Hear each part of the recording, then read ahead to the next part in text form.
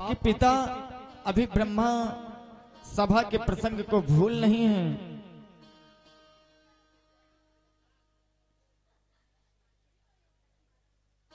एक समय सभा में सभी देवता विराजमान थे और शंकर जी भी बैठे थे। वहां पर जब दक्ष प्रजापति आए तब सभी देवता तो खड़े हो गए, लेकिन शंकर भगवान ने ना तो प्रणाम ही किया और ना उठ करके खड़े हुए। इसी पर दक्ष क्रोधित होकर के बोला, श्रूयताम ब्रह्मर्षियों में सहदेवा सहाग्नयः साधूनां ब्रुवतो भृतं नाज्ञानानि च मत्सरा। हे ब्रह्मा ऋषियों, अग्नि सहित देवताओं में आपको साधुओं का आचरण बताता हूं। अज्ञान या ईर्षा से कुछ नहीं कहता हूं। जिस प्रकार किसी नीच को वेद शास्त्र पढ़ाना उसकी दुष्टता को कम नहीं कर सकता, उसी प्रकार मैंने संध्यादि क्रियाओं से हीन भूतों के स्वामी नाम का शिव हूं, वैसे हूं पूरा अशिव। को ब्रह्मा जी कहने लगे कि अपनी सुंदर कन्या दे दी थी, अरे साप देता हूं कि आज से इसे यज्ञों में भाग नहीं मिलेगा।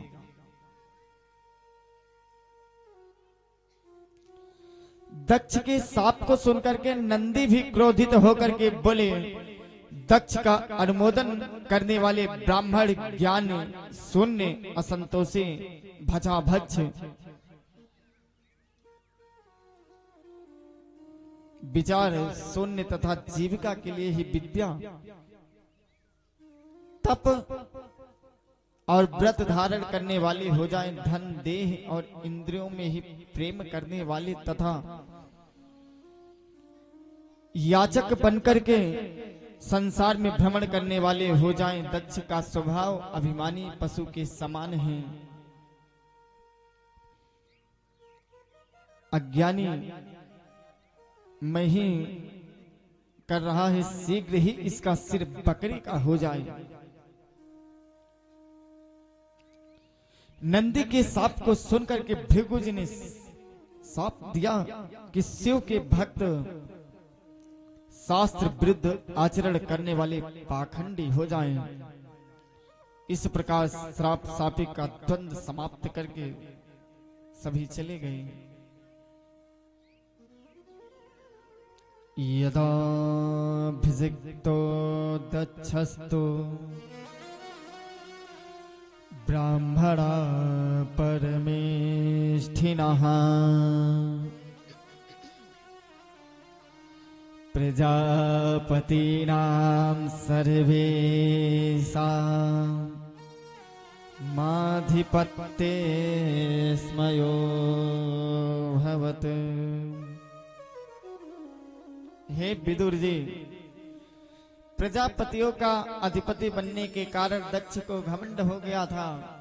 उसी से प्रेरित होकर के उसने शिव जी से द्वेष मान लिया था। हे सती,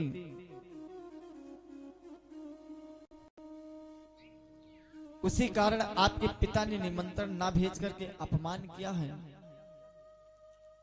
और वैसे तो यद्यपि मित्र प्रभु पितु गुरु गेहा जाय न बिन बोलहु न संदेहा, तदपि विरोध मानि जहाँ कोई तहाँ गए कल्याणी न हो। यद्यपि इसमें संदेह नहीं कि देखिए मित्र, स्वामी, पिता और गुरु के घर बिना बुलाए भी जाना चाहिए। तो भी जहां कोई विरोध मानता हो उसके घर जाने से कल्याण नहीं होता।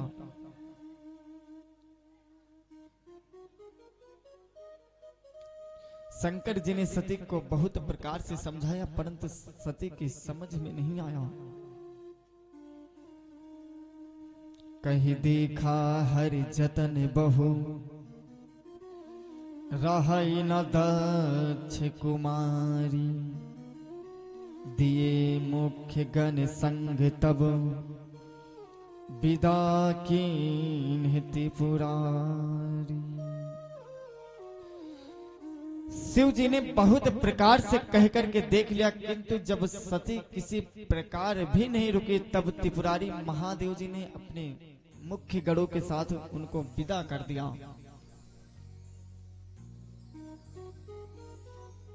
देखिए माताओं बहनों में एक आदत तो खराब ही है कि उनको अगर जो चीज ठान लेते हैं कि हमको ये चीज करना है,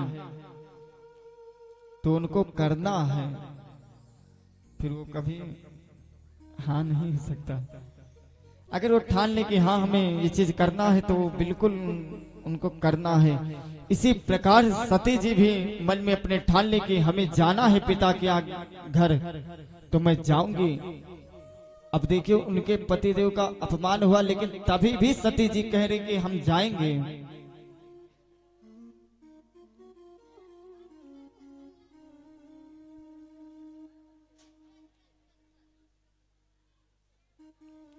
सती ने सोचा विचारा नहीं, बिना विचारे जो करे सो पीछे पछताई।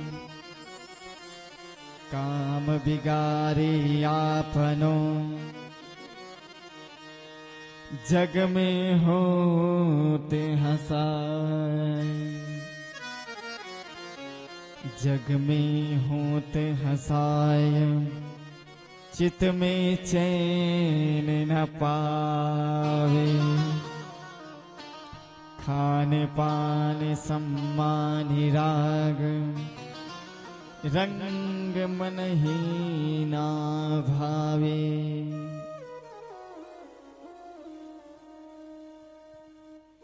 सती जी गणों के साथ जब पिता के घर पहुंची, तो दक्ष के भय से किसी ने भी सम्मान नहीं किया।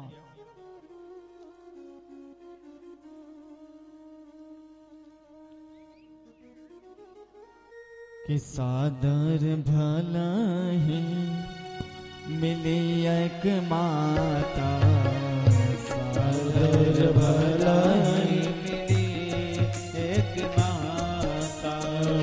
भगनी मिले बहुते मुस्काता, भगनी मिले बहुत मुस्काता। सत जाय देखता बेजागा, और सत जाय देखे तब जागा। कहूँ न देख संभ कर भागा, कहूँ न देख संभो कर भागा। कहूँ न देख संभो कर भागा। माता को छोड़ करके सभी ने उपहास किया। आगे चल करके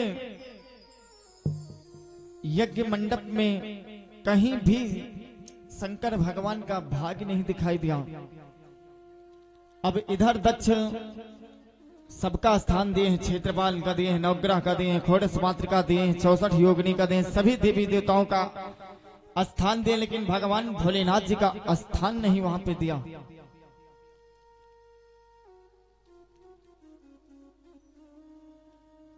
आगे चल करके यज्ञ मंडप में कहीं भी शंकर भगवान का भाग्य नहीं दिखाई दिया। तब सती जी को शिव जी का कथन ध्यान आया, सोचने लगी,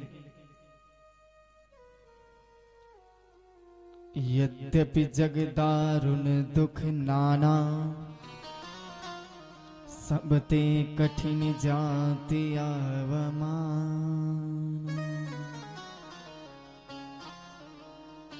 हरि हरि निंदा सुनहि जे कान्हा, हो ही पाप गो घाते समान। सती बोली, हे सभासदों, जिन्होंने शंकर जी की निंदा कहीं सुनी है उनको तथा पिता के अभी उसका फल मिलता है। अस कही जोगी अग्नि तनु जारा, भय सकल मख हाहाकारा।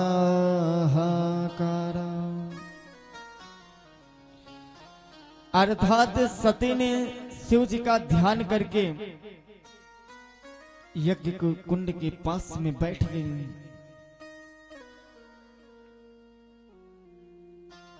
और प्राण अपान को सम करके नाभि चक्र से प्राण को उठा करके अनाहत और विशुद्धा चक्र से आज्ञा चक्र में ले जाकर के शरीर त्यागने की इच्छा से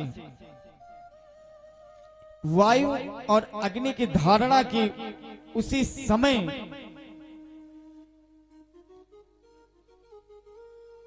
उनके शरीर से समाधि जन्य ज्वाला के साथ एक दिव्य ज्योति निकल करके बिजली की तरह सबकी आंखों को चकाचौंध करते हुए अदृश्य हो गई और सती का शरीर पृथ्वी पर गिर पड़ा।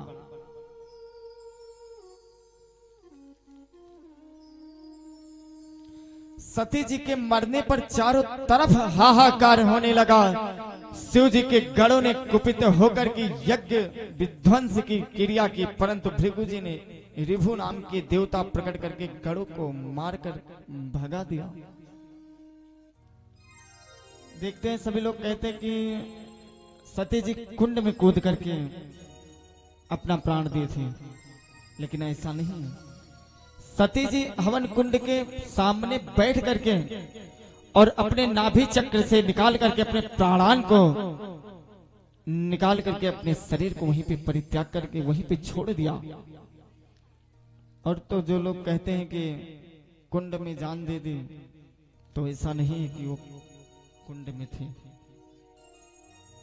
अगर वो कुंड में होती तो आप ये सोचिए कि अगर वो कुंड में होती तो क्या शंकर भगवान अपने हाथ में उनको लिए रहते? अरे पूरी शरीर तो जल के राख हो जाती, क्या हड्डी हाथ में ले रहते, घूमते रहते?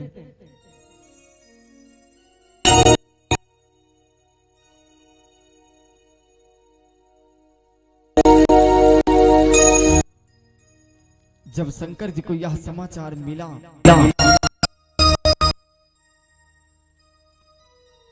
तो उन्होंने एक जटा उखाड़ करके पृथ्वी पर पटक दी और उसी से वीरभद्र पैदा हुए। बोले वीरभद्र भगवान की जय हो। और जब वीरभद्र प्रकट हुए तो वीरभद्र कहने लगे,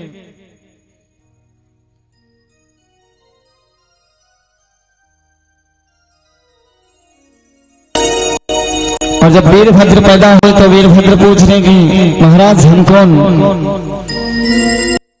तो भगवान शंकर जी कहने कि आप वीरभद्र। बोले कि हमें करना क्या है? तो वीरभद्र को भगवान भोलेनाथ जी ने एक महाकाल त्रिशूल को दे दिया और बोले कि जाओ दक्ष प्रजापति के यज्ञ को विध्वंस कर दो।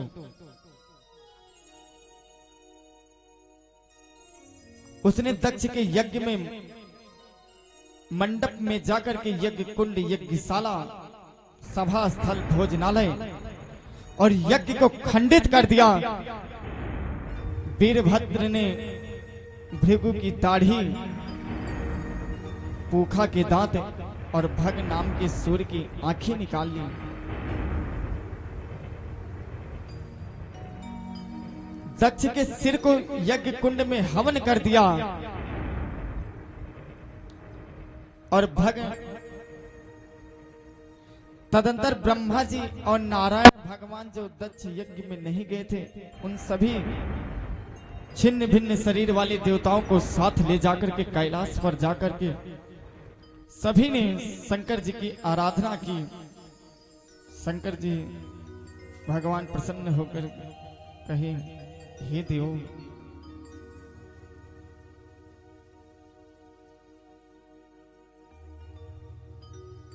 और भगवान शंकर जी से प्रार्थना करने लगे, निवेदन करने लगे कि हे प्रभु, अपना ये क्रोध शांत कर लो।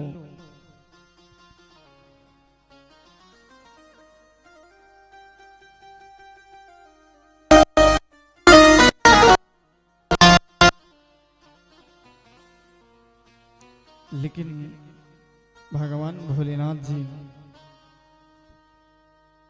अपने क्रोध को कैसे शांत करें, क्योंकि उनको इतनी बड़ी पीड़ा हुई है।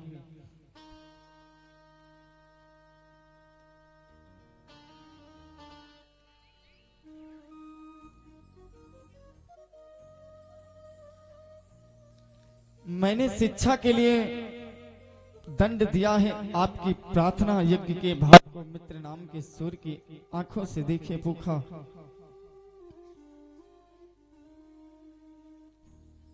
पृष्ठांत भोजन करे, भृगु जी को बकरी की दाढ़ी हो जाए।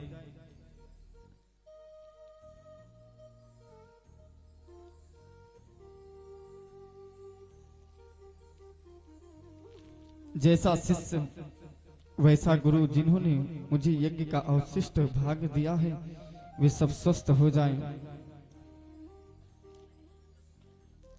ऐसी ऐसी बात भगवान भोलेनाथ जी से कर रहे हैं, लेकिन भोलेनाथ जी का अभी तक गुस्सा शांत नहीं हुआ। और भोलेनाथ से निवेदन करने लगे